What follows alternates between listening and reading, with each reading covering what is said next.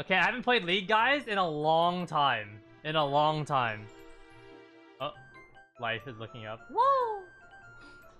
Wish you a good recovery. Thank you.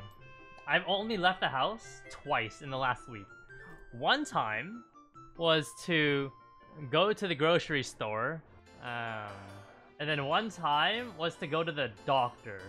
But yeah, I should be good to start walking and exercising again. But I can't go to the gym. I'm not allowed to. No heavy lifting allowed. I'm only allowed to walk. But hey, walking is better than nothing, you know what I'm saying? Okay. I'm gonna take off my shirt real quick, 1 second. This is one of the pros of streaming with no cam. My shirt is touching my wound on wings of where I got surgery. And yesterday they peeled off the bandage. By the way, cute Asian nurse, by the way. Not nurse, doctor. She's a doctor. Cute Asian doctor, probably around age 31-ish. Pretty young, actually. Peeled off my thing. And then she started asking me the classic Asian questions. To test me, you know? But yeah. Anyways. Now if my t-shirt touches my wound, it hurts. That's why I don't want to have my t-shirt on. Even if my t-shirt is just grazing the wound a little bit very lightly, I can still feel it. So, oi my guy, you know how many kilograms you lost? Dude, I lost so much weight. I lost so much weight ever since the start of the surgery. Like, just the start of this entire problem, actually. I've lost a lot of weight. And not in a good way, too. Like, I'm 6'1", right? I should be, in my opinion, and even, like, just people's general opinion, 185 pounds. I'm, like, 160 right now. My weight is so low. It's really bad for being 6'1".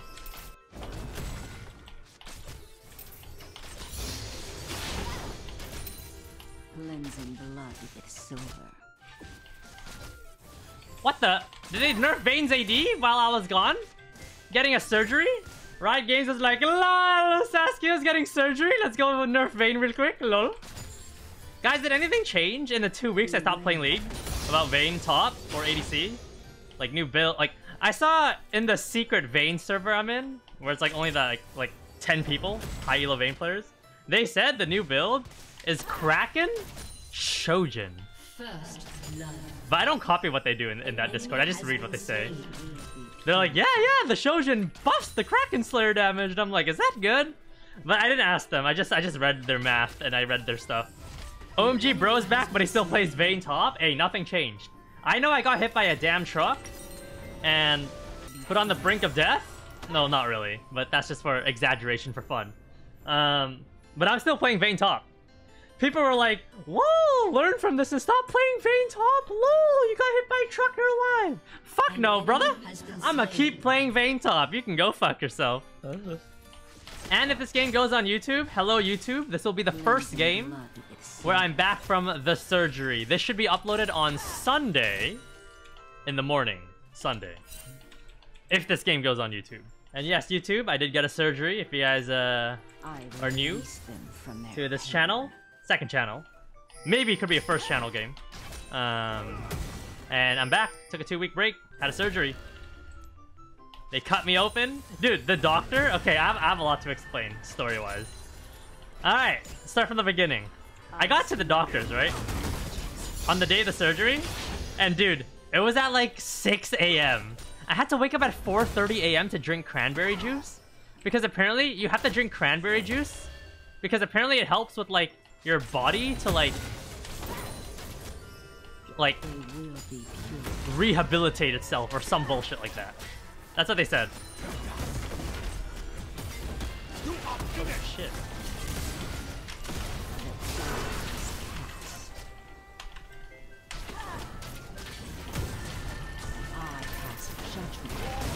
Okay.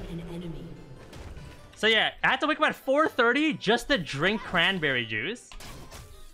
And then I got to the place, and dude, like when just knowing the fact that you're gonna have a hole cut open in you at some point was kind of scary. But anyways, the nurse was really nice. She was an old Filipino lady, Very nice, calm my nerves down. She put the IV in my body, and I hate IVs, but it's not that bad because it's not a needle sticking inside you.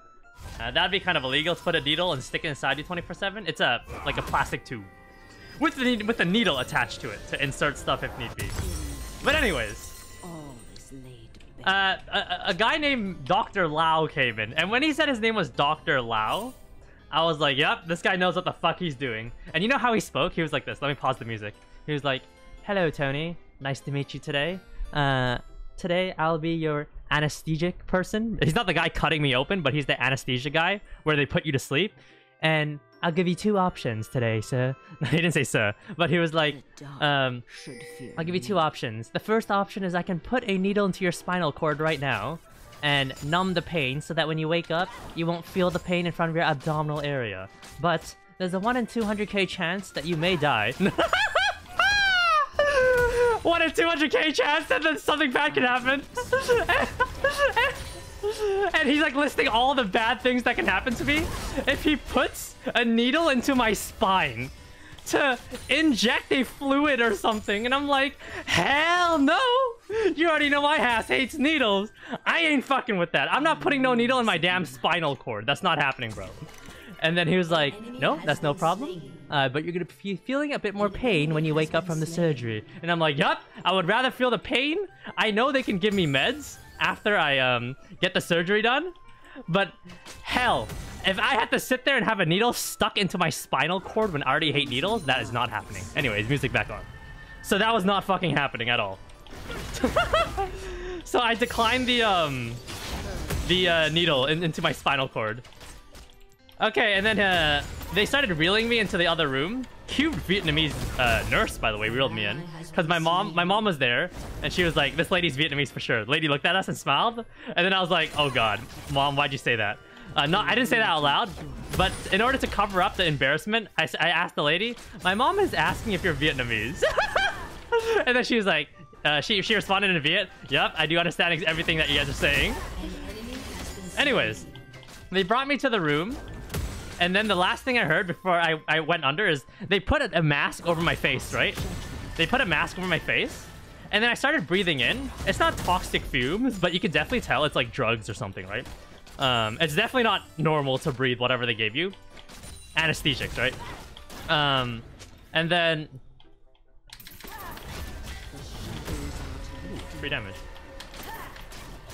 And then Dr. Lau was like... Here's the last thing I heard before I fell asleep. He was like, "Don't worry, Tony. By the time you wake up, this will all be over." And then I got knocked the fuck out. I got knocked the fuck out! Dude, honestly, here's the thing with being under anesthesia. You aren't sleeping, by the way. When you're underneath anesthesia, you're unconscious. You're fully unconscious. That was the misconception I had about... Oh, shit.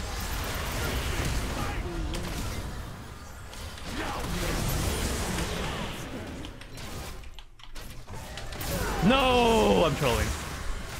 But anyways, you're not sleeping when you're underneath anesthetics. You are completely unconscious. Like, you can't do anything.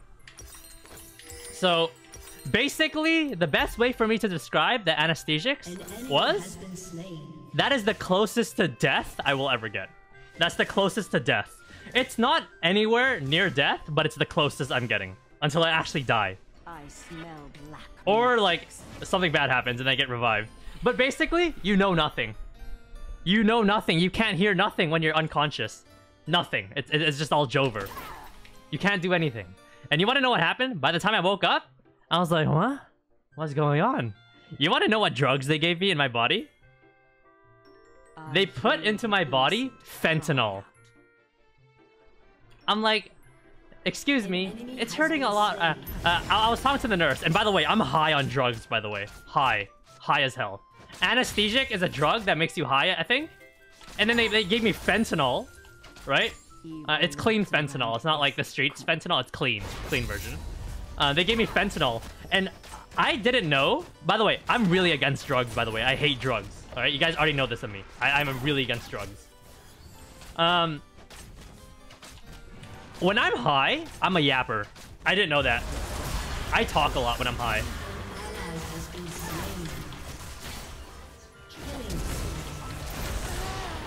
I was the only person in the room after surgery, and I was sitting there talking with the nurses. I was flirting with them even. They were laughing at my jokes. I'm not sure if out of courtesy, but I'm pretty sure they just had nothing to do. Like, I was the only person in the room. When I am high, I am a yapper. I talk a lot when I'm high. I'm just talking left and right, 24/7. I'm like, yeah. And then there's like this one Asian lady. I have no glasses on. I can't see, by the way. I can't see. I was like, yeah, you're definitely I can definitely tell you're Asian, right? Do you play League of Legends? I asked that, bro. I couldn't control anything I was saying. I was just saying everything. I was flirting with the nurses, talking, saying whatever. And then at some point, the nurse asked me if I was feeling pain. I was like, yeah, I'm in pain right now. I'm starting to feel it again. And she was like, all right, we'll add more fentanyl. We'll give you more fentanyl. And then I was like, wait, isn't that drugs? And then she was like, yeah, it's drugs. And I was like, no, I don't want that. But she's like, nope, you have to take it if you say you're in pain. So they're forced to give you fentanyl if you're in pain. But personally, I'd rather have tanked the pain. But they didn't let me tank it. Because I hate drugs. Even in my high state, and I'm high on drugs, I didn't even want drugs. That's how much you guys know I'm against drugs, by the way. I'm really against drugs. It's when I'm high, and I can't control half my thoughts, and I'm still against it. That's when you know I don't fuck with drugs. Anyways. So yeah, she gave me more fentanyl.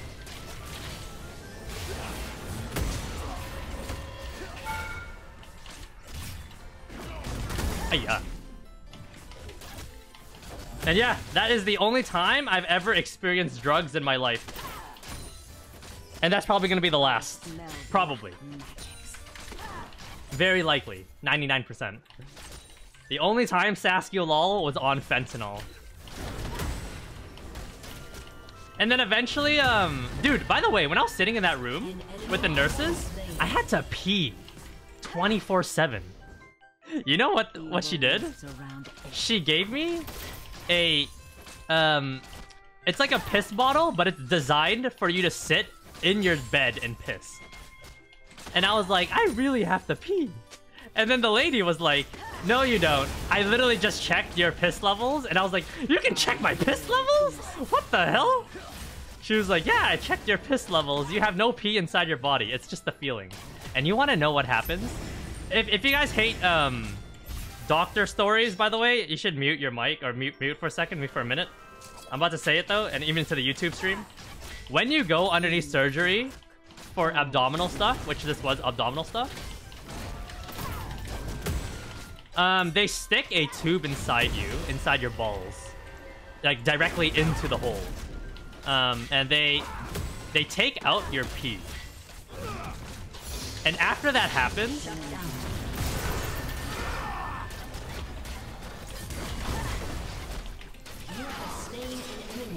it burns a lot, and it gives you the peeing sensation.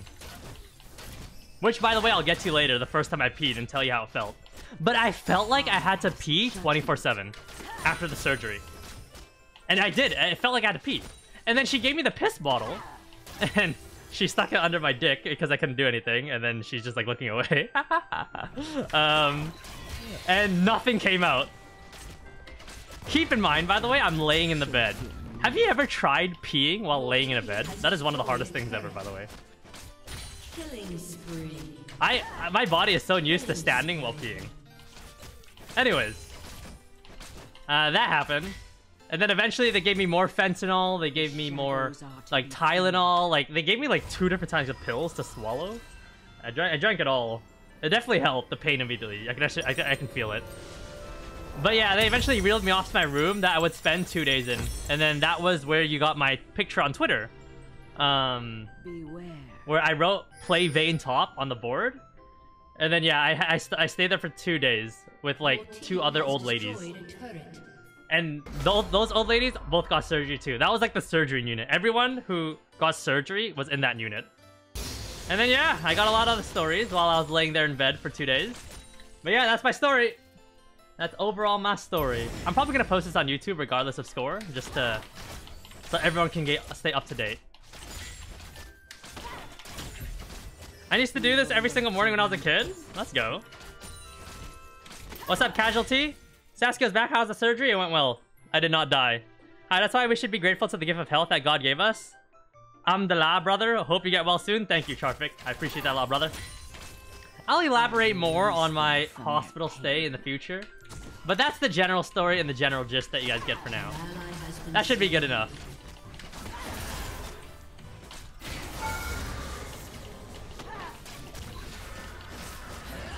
And for some reason, by the way, just a funny little realization. While I was in the hospital bed, for some reason, something just changes about the way you think. And the way you think about life. Ever since I left the hospital, my life has been looking up for some reason. Ever since. I don't know why, just laying in that hospital bed for 2 days. Like, just being able to sit on my phone, do nothing all day. I was able to just think about everything. Money, business, family, relationships. And when I came out of the hospital, I started running it up, money-wise. I don't know why. Money's been pouring in, which is good. That's not a flex, by the way. It's just, business has just been working really well. For some reason, a lot of people reached out for league coaching. Other stuff that I've been running has been running up. It's just good, bro. Something about being in the hospital just, like, changed the way you, like, think or do. I don't know. I don't know how to explain it. Reality check? Maybe.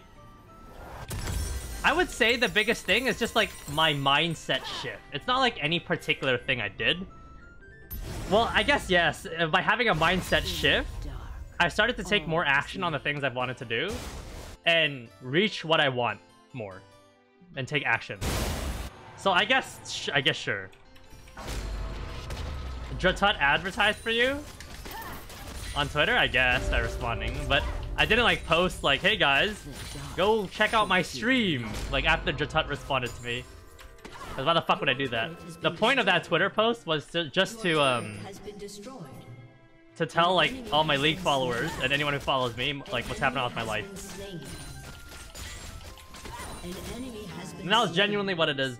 A lot of people might follow it up with, hey, check out my stream or buy this, like if they did the post like that, right? I didn't do that.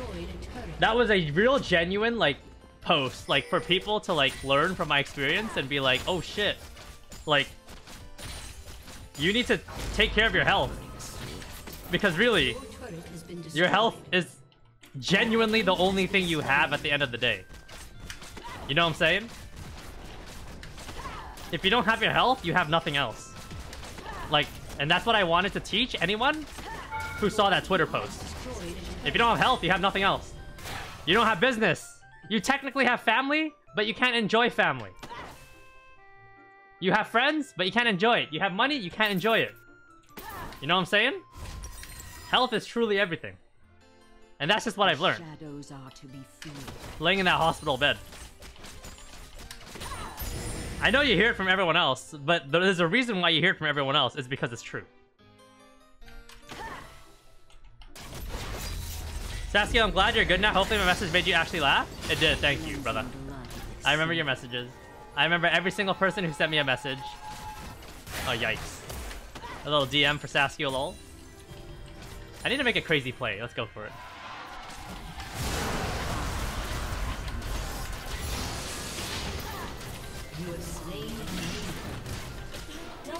Give me crazy play. No, you're ruining my play. Oh, shit. Okay, that's not a crazy. I got baited. Don't worry, I'm still posting this on YouTube. YouTube, this is not a crazy game. This is a very classic game of Vayne Top. But it's more so for the story, if you guys are watching, instead of the gameplay of what happens in my life. Yeah, but I think it's just more the fact that you sat there and got to actually think without having to do stress about things. I actually think that's true, Neptune. What I've come to realize is, guys, when's the last time anyone here who's listening, right, has sat down with just their thoughts for even like 1 hour? No music, no social media, no TV, you're not watching anything, you're literally just sitting there. You're just sitting there. For some reason, it just... something just changes. I don't know. Anyways, YouTube, Thank you very much for watching. This is going on YouTube for sure. Have a good day, YouTube. Victory. I feel like a lot of people don't get the opportunity to just sit there and just think. They just literally just sit there and think.